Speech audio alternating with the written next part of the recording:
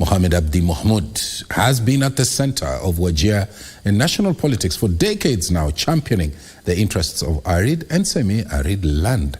The former teacher was a trusted President Mwai Kibaki's ally in the northern Kenya and was also actively involved in Kibaki's re-election, if you remember, in 2007. Here is our focus tonight on the cabinet.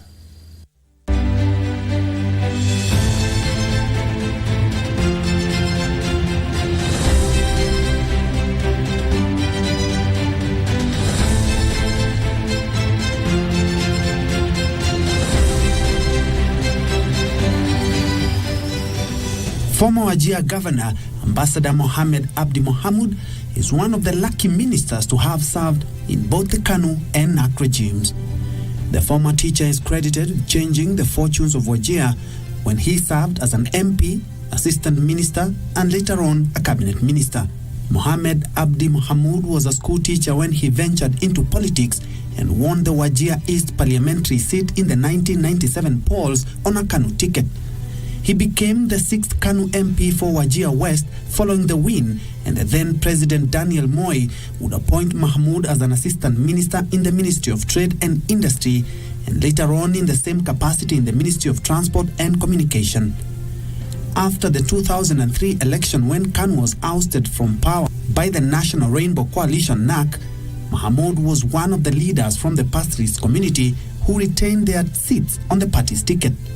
He would later on find his way to cabinet again when he was appointed the Minister for Regional Development, becoming the first chief of the newly created ministry by President Mwai Kibaki. Mohamud faced numerous challenges in the new ministry, including funding, but he spearheaded the formulation of policies, including pushing cabinet to approve more funding for regional development authorities. He is also credited with initiating efforts to revive the multi-billion shillings Tana Delta rice scheme, and in 2007 launched the 3 billion shillings Kimira Oluch smallholder irrigation scheme in Rachuonyo and Homa Bay districts. He also led negotiations that saw commercialization of Wajir Airport, which had served as a military base. During his tenure as minister in 2007, Mohamud is remembered for his tiff with the then head of civil service Francis Mudaura regarding appointment of parastatal chiefs. Mohamud had called a press conference to address their differences in appointments, which was seen as a stunning departure from the norm for government communication.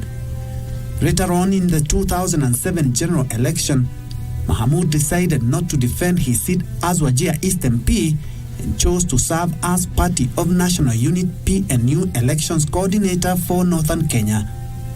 After leaving cabinet, Mohamud served as Kenya's ambassador to Saudi Arabia.